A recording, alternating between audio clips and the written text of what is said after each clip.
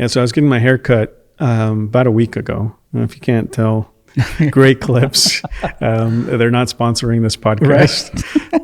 But if you listen, I do need that discount. So I was getting my hair cut, and the lady, you want to make conversation, and usually it's, hey, is there a lot of people here, or is it busy today? But for whatever reason, it ended up going to, is Easter a pagan holiday? So my hair cutting lady, she told me that she didn't believe in Easter because it was pagan, because there's a lot of syncretism, that there's these Roman gods, these pagan idols that now Christianity has merged with them, and it's become Easter. What we know as Easter. And so let's just clarify though, when you say pagan, you mean what? Yeah. So for instance, let's just begin with the word Easter. Okay. One of the ones going around TikTok or Instagram or YouTube is that Easter comes from the word Ishtar, which Ishtar is the queen of heaven in 3rd century BC Babylon. Okay. So Ishtar, the name. So they're like, oh, well, that's where it came from. They're claiming it comes from the name of a goddess. Yes. From Babylon. Queen of Heaven. Yeah. Queen of Heaven. And so she was a goddess of fertility, of renewal. And so then they're saying, oh, well, look, Christianity is saying that Easter is the resurrection of Christ, their Lord. And so they're kind of mirroring the two, but really they're very distinct. And so first off, we have to look at the name, Easter and Ishtar. I think an example of this, it's a phonetic similarity, but it doesn't mean it comes from the same place. It's not derived from For instance, embarrassed in English, how would you say that phonetically in Spanish? Like embarrassed? I would say me da pena. Yeah, well, that's how it should be, right? But I remember when I was growing up, there was this lady who used to sing at our church. She was Anglo, and she's older, and she'd come to our church and sing. And one time she messed up, and she said, "Estoy muy embarazada." So I'm very pregnant. Right. So embarrassed and embarazada aren't the same thing. They sound the same, but they're not. And so this is the same thing that's happening with Easter and Ishtar. Yeah. So Ishtar is Akkadian, and Easter comes from Germanic languages. English is a Germanic language, that it goes back to Ustra and Istra from the German.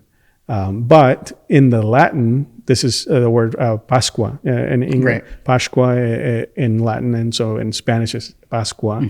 So it really has no connection linguistically to that. So that connection between Ishtar and Easter is really something I just kind of made up. Yeah. So David, you're saying that the word Easter, not related, not connected to this Babylonian goddess. It has more roots in the German language. Yes. Correct? Well, at least for English, because in English comes from a Germanic language. And so this word Istra, or sometimes Ostra, is Germanic. And it does connect to a goddess of spring. So this goddess in spring is first acknowledged by this guy named Bede. Bede's in the 8th century. He's a monk, an English monk, who is the only one that talks about this goddess. Okay. So again, the connection might just simply be he's creating this lore based on spring, again, the renewal. And we just see that throughout a lot of different religions and cultures, of how even for us, spring cleaning, we're redoing everything in spring. That's just kind of natural, our tendency. So this is a goddess of renewal, but at the same time, it's just borrowing this word based on the fact that Easter takes place in usually April, right, in the springtime. So what happened over time is that Christians were already celebrating Easter beginning with Jesus. And so it wasn't until the 8th century whenever the Germans connected the two. Okay. Right. So again, just because Easter happens around the same time doesn't mean that it's the same thing. Does that make sense? Yeah, absolutely. And so then the Germans are the ones that end up bringing this the traditions of the Easter hair. In fact, this Osterhasen in the 17th century, whenever they came to the United States as immigrants, they're the ones that bring the Easter bunny with them. That at the time wasn't even a bunny, it was a hare, and they can't even breed together. So it's very different. So as you can see, it's cultural, not religious, that's evolved over time. Because the root word is Pascua in the Latin. Sure. So I think many people can make this connection and say, well, why is it pagan, this, and that? And so they also look at the Easter egg, for instance. Why does that happen? Why is it so connected to Easter? Yeah. Well, those are things that were available at the time for the people, and they use images or visuals of renewal, right? You crack an egg, there's life inside. And then over time, you also see the practice of Lent. I don't know if you've heard of Lent. Yep. Lent is people give up their meat, or they fast for 40 days sometimes. And so in those days, they would hold and hoard all the eggs. They had chickens that were still having eggs. And so they didn't want to waste them. So what they would do is they would hard boil them. And so they would last longer. So eventually Lent was over, and now they could feast. So in the meantime, they have these hard-boiled eggs, and the kids are painting them. Right.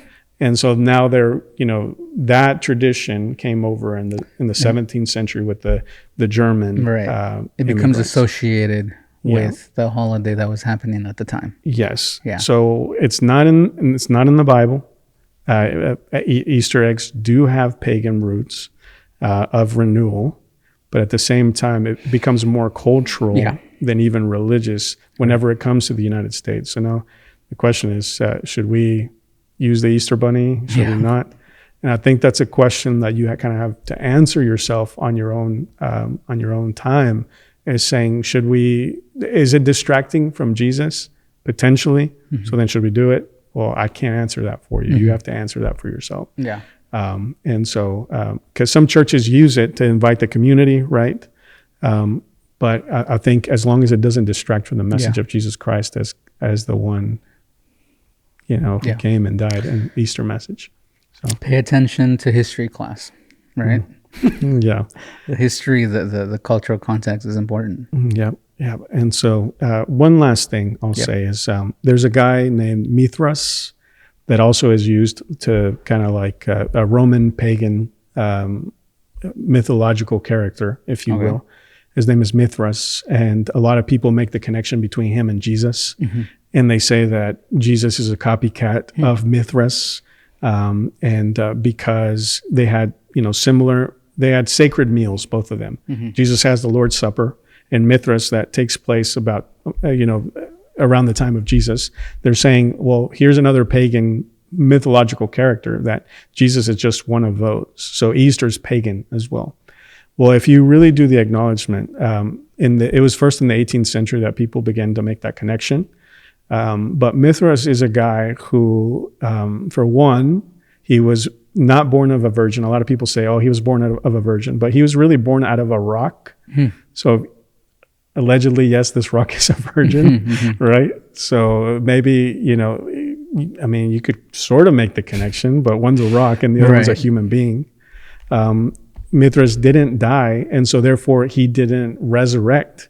So very different things, but I think we have to do our homework whenever we're looking at these questions of, is Easter pagan?